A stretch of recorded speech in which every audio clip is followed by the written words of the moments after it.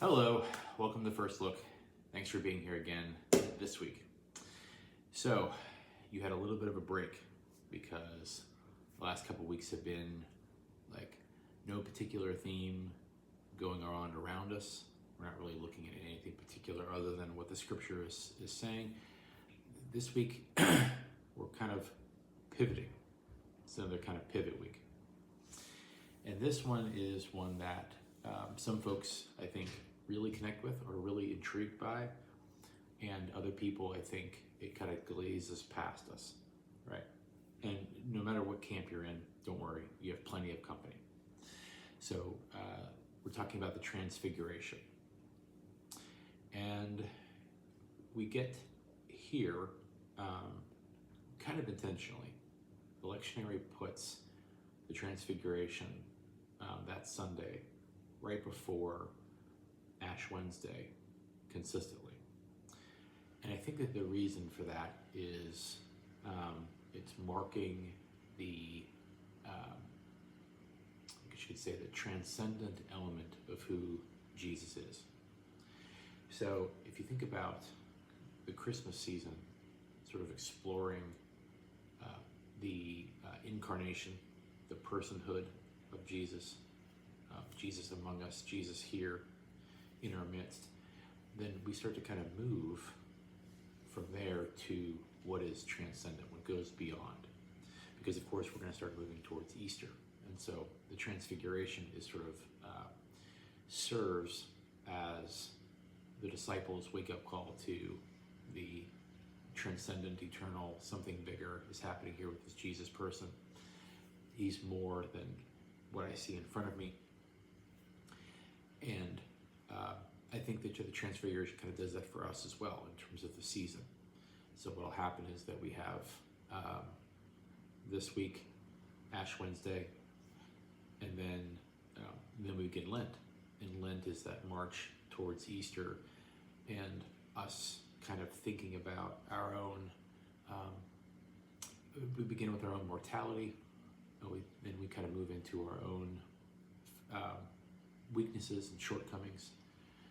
We think about our own sort of our own nature, our own transgressions, our own, and then how are we transformed, right? So there's a flow to this season that's all, of course, very intentional, and that's where we're beginning.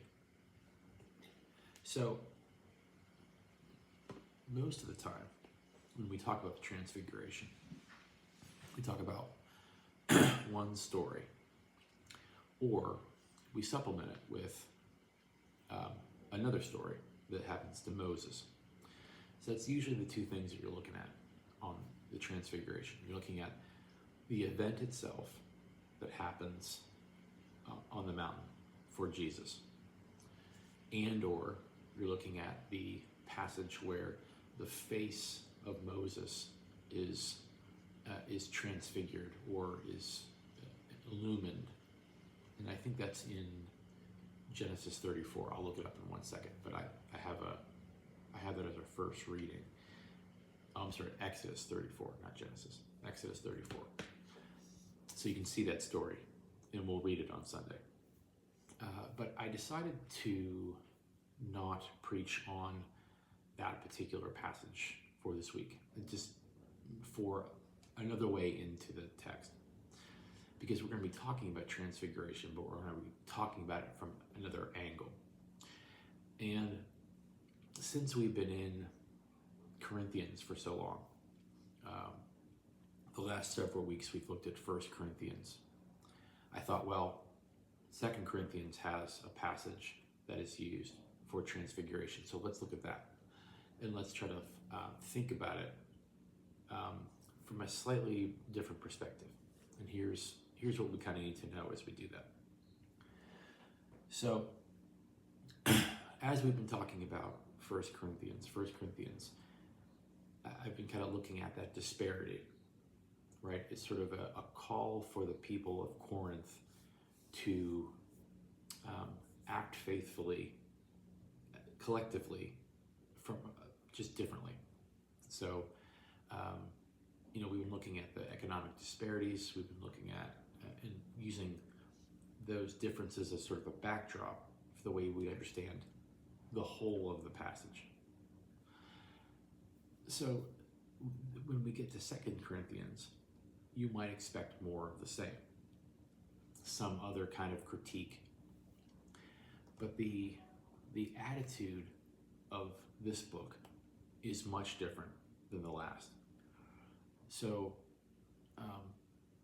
if that's more of a, here's some, like if 1 Corinthians is more of a theologically prescribed way of being church, meaning like this is how you are supposed to do the practical things, and here's why. Here's the theological reason why that should happen. 2 Corinthians pivots from that pretty hard into something that's much more relational, much more connective, much more about who Paul is and what the kind of relationship that he wants to have with the people in front of him. So that's a very different tone. And I can't speak into, just from recollection, why that's true, but about 3.5 or 4 years ago, I did a series. I just wanted to kind of check my notes, and I did this series 3 or 4 years ago during the pandemic called One Book, One Story. And you can, if you are subscribed to me on YouTube, you can file down like October of 2020, I think. And I'm giving you kind of an overview of each book of the Bible. And then I describe a story in it that I think is kind of quintessential to that book. That's the idea. If you've never seen those series of videos, I went through the entire Bible over the course of a year, gave you a general overview of how to understand that book, and then a story that I thought was representative of the whole. And I did that for 2 Corinthians, and I talk about what I just said, what I just surmised, and kind of expounded on that. But that's the idea, that Paul is doing a lot of trying to promote why he should be the authority that he is. He backs off of that and tries to kind of work through his own humility. He tries to draw out the hopes that he has for their relationship. So it's very, it's much more of a letter that you would write, that you would kind of write to a friend that you were trying to connect with, or a family member you would try to connect with. And that's what I see here. So with that as the backdrop of 2 Corinthians, what I thought I would try to do is to make the Transfiguration as connective and kind of personal as I could, because I think it tends to be something that feels very other, right? This is something that's happening to Jesus. It's hard for us to kind of, it doesn't happen to me. It's hard for me to kind of get my mind around.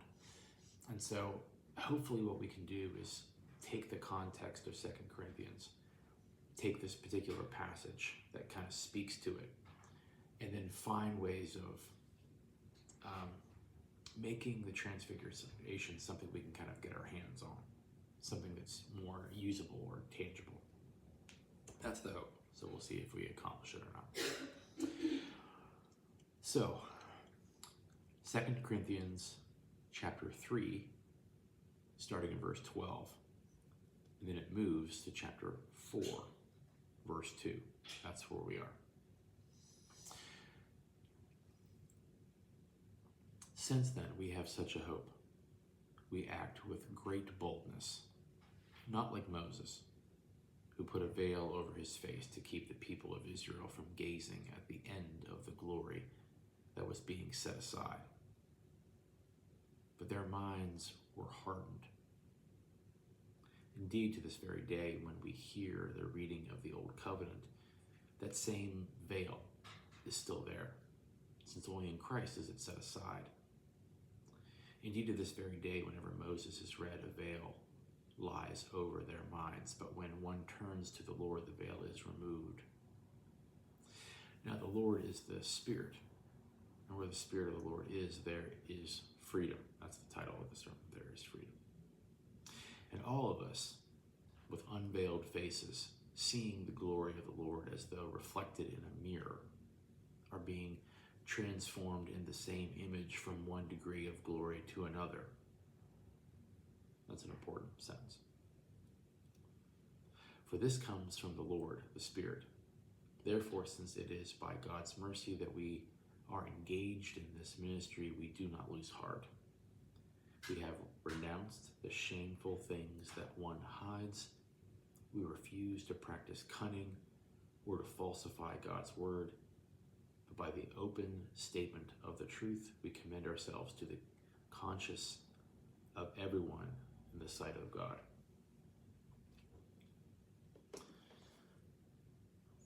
So, in this book, again, we're looking at this from a very relational kind of aspect. We're also looking at it from an aspect of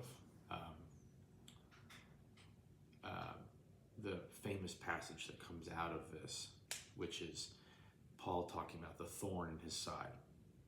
Okay, so it's sort of him wrestling with what has been hard about his journey of faith, where he's stumbled, what he still struggles with, but what he's also overcome. You know, he doesn't shy away from telling you his victories, but he also doesn't shy away from trying to tell you the places where he feels like he's fallen down. And I think that with that being the setting, this passage kind of, I think, feels more natural when we know that that's the setting. So he's talking about this text in Exodus 34, where Moses comes down the mountain after having this encounter with God, and his face is aglow, and puts a veil over it. Now, there's a lot of different reasons why he does that. Some of it's kind of to, just sort of like to represent that there is some separation between God and people, right? That there's a gap there that only God can fill in. Some of it's reverence, right? Just the fact that God's presence, a reflection of God's presence, is among them, and so they should show some sort of reverence. And some of it might just be modesty. So you read the text and you tell me what you think, why he veils himself. But remember, Paul isn't trying to disparage that experience, but he's trying to make it more relatable to the people he's talking to. Because remember, every time that Paul has a conversation with a group of people who are Gentiles or who are not, of the tribe of Israel, he's talking to people who are at a disadvantage. One, they didn't grow up with the traditions that the people of Israel did. They didn't grow up with the lineage. They didn't grow up with the Torah. And they were either made to feel separate, or they themselves allowed themselves to feel separate. And so Paul and his mission was about trying to equal that playing field. How can I make these people who I am intentionally trying to draw into the faith, how do I give them a sense of inclusion? How do I level the playing field for them? How do I not make them feel inferior? How do I encourage them? And so if you notice in different places, not just here, but if you if you are someone who reads Paul, then what you'll notice is that he is often someone who is trying to uplift the people he's speaking to, or make the people that he comes from a little bit lower. And I think that's done intentionally, in the same way that if you're talking to someone and you're trying to encourage them in their musical talents or in their academic, talents, or whatever it happens to be, you might say something humble about other people and say something a little bit more encouraging to them as a way of sort of pulling them along, making them feel like, well, they can do it too.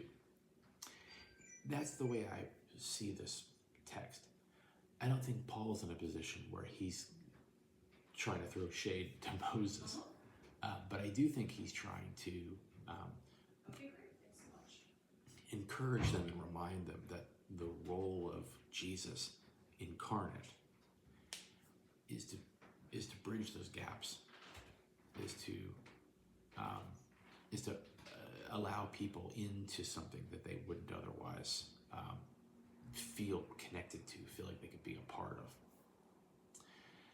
So that's kind of where this stands.